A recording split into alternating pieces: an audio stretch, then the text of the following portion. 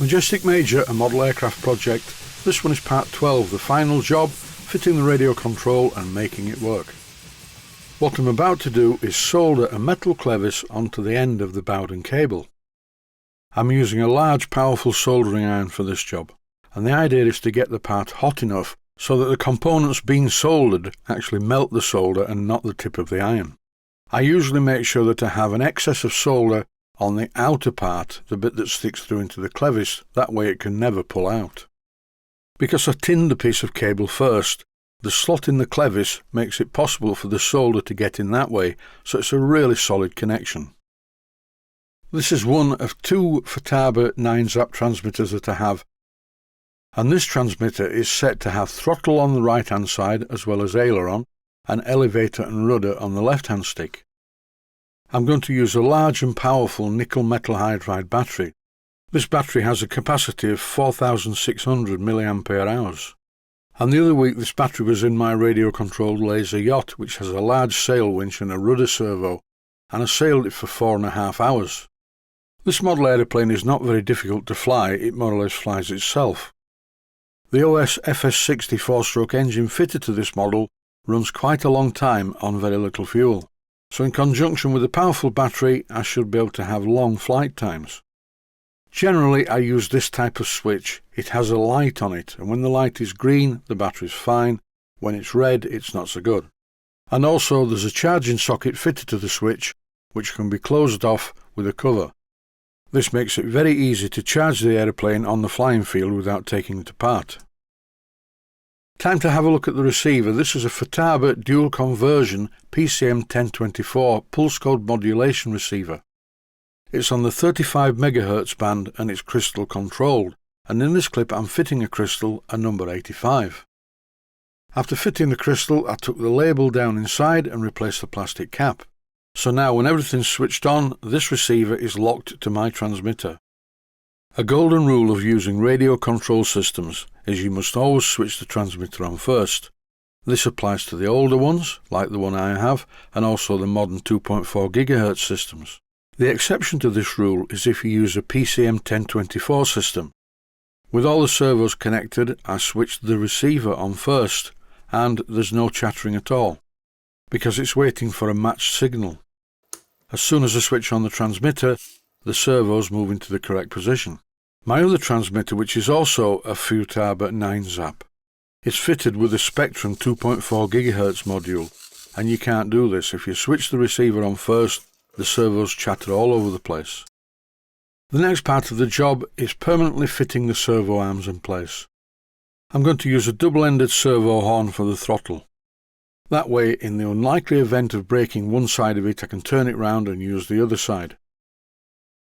Now I need to fit the Bowden cable in place. You may be wondering what this is.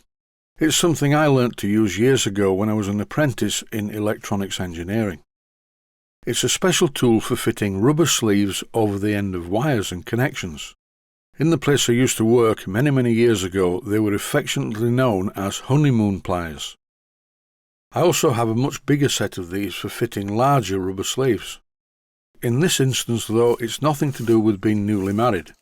I used a special tool to fit a piece of silicone rubber tubing onto the end of the clevis, and once in position, the silicone rubber tubing makes sure that the clevis remains permanently closed and can't come off the servo horn by accident.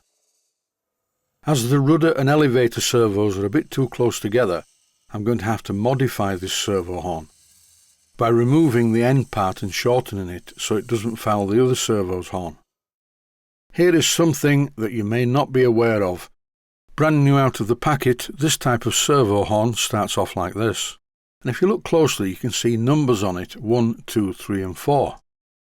These days I need a magnifying glass to see these numbers. They are indeed very small and very important. If you need the servo horn to sit perfectly at 90 degrees on the servo's shaft, as you can see on the other one, you need to cut the horn whilst holding the number 1 part. And if you don't believe me, try cutting one whilst holding the arm with the number 2 on it. For the arm to be at 90 degrees when it's across the servo, you definitely need to have the one that has a 1 on it. Here's another good tip. I cut this one using first of all a pair of pliers, and then I cleaned it up on my 1-inch belt sander. But the finish was a bit rough, to be honest. Even when I used wet to dry sandpaper, it still didn't look good. So how did I achieve this smoothness? Well, it's very simple. I used my very small Proxon blowtorch very quickly, just enough to melt the plastic and make it smooth and shiny again. You literally just have to wave the blowtorch at it, do not hold it too close. These servo horns fit on a corresponding slide on the servo's output shaft. This may seem to be very obvious, but don't forget to refit the screw to hold the horn in position. In this clip, whilst I'm screwing the right hand one in position, you can see the difference when I haven't used the blowtorch to clean up the edges. It's not essential, but it just makes things look better. These servos are running on 6 volts and they move quite fast.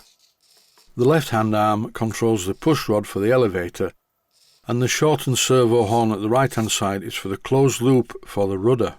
A closed loop is just that, 2 pieces of steel flexible cable, a clevis fitted at each side of the servo horn on the servo, then the rudder has a servo arm at each side. Once the closed loop is adjusted correctly, it's a really good way to operate control surfaces on model aircraft and sometimes for the rudder on a boat. In this clip I'm fitting the Bowden Cable tube from the part on the servo tray that I made through the bulkhead towards the throttle. Like the wings on this model, the tail is held in place by rubber bands, and here it is fitted to the fuselage, and there is a problem. When you apply up elevator, this severely limits the travel of the rudder. This will need to be fixed. I'll have a think about the best way to do that. In the meantime though, I'm going to fit the Bowden cable into the clevis. I'm cutting the cable using an abrasive disc in my mini drill, because sometimes if you use wire cutters it unravels the end of the cable and I don't want that. In this clip I'm using my large soldering iron to solder the clevis onto the piece of cable, making sure that I get a good blob at each end. And as I mentioned before, I do this to make sure there is no possibility of the clevis coming loose from the cable. And once again, I use a piece of silicone rubber expertly fitted with the honeymoon pliers so that the clevis cannot come loose from the operating arm on the engine's carburettor. The operating arm is slightly high because when I measured it I didn't have the engine on the wedges for the downthrust, but it will be fine. Time to look at the rudder problem. This is not a simple fix. I need to cut the rudder, so the first thing to do is to use a ruler and my felt tip pen to mark a line on which to cut. Unfortunately, it's not just a case of cutting this off. That looks okay, but it isn't, because all the strength of the tip of the rudder has gone. What I had to do once I'd cut this part off was to cut a panel out of the rudder so I could fit a piece of balsa wood to strengthen the tip so the rudder didn't fall apart. Really, this should have been done when the aeroplane was built. I used the piece of blue Solatex that I cut off in this clip, and I applied it to the cut part of the rudder using my sealing iron. I didn't bother showing this job because it was a pain. And generally speaking, you do not have to do this when you install radio control equipment. But you do have to do this. I'm going to fit the switch. This is how I cut the hole in the centre of a piece of mahogany. I went in down one side with the bandsaw, and slowly and carefully I cut out the centrepiece. But the slot down the side where the blade went in makes the part a bit weak. Solution: cut another piece of mahogany to fit in the slot. This one was a bit thick, so I just rubbed it down on a piece of 100 grit emery cloth, and with the help of a small hammer I stuck the piece of wood in place in the gap. And now the mahogany is stronger than it was to start with.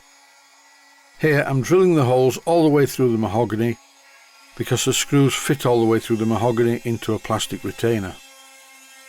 Once I'd done this, I stuck the piece of mahogany on the inside of the aircraft. I've cut the Solatex covering where the square hole is, and I'm using the sealing iron to stick it in place. And in case you don't know what Solatex means, that's the name of the fabric that the aircraft is covered in. It has an adhesive on one side that sticks to the wood when you heat it. And as an added bonus, the heat also shrinks the fabric. You have to be careful not to get too much heat though. As you can see by the state of my old Solatexing iron, it's done a lot of work. At one time in my life I used to build quite a lot of radio controlled airplanes. The small screws supplied with this switch didn't hold it very securely, so I changed them for some large 8BA ones. While I'm on the subject of fitting radio control switches externally, always make sure that you fit the switch with the off position facing forward. The fuselage is sat nose down on the bench at the moment. By always fitting the switch this way round, you prevent the horrible scenario that I've seen many times.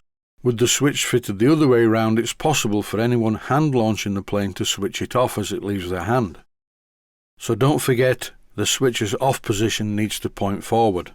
Here you can see where I positioned the switch, underneath the wing, out of the way. And if it was switched on accidentally, it's quite easy to notice because it has a bright green light on it. This is an old model. It's been around for quite a long time by the looks of it. That's why the control arms on the rudder broke off so easily. When I finish editing and voicing over this video, before I go into the workshop today, I'll go online and buy a full set for the rudder and the elevator. The battery is fitted under the tank with plenty of padding, and as you can see, the radio receiver sits in the bottom of the aircraft on 2 pieces of Velcro. And that's it. That concludes the series for the moment until I fly the aeroplane. In the meantime, stay well, thanks for watching, and I hope you found it useful. Please take the time to visit my Mainsteam Models website and click on the section of the website that says Video Playlists. And by doing that, you can find other videos that you may like to watch. And by using the playlists, you can actually watch the videos back to back.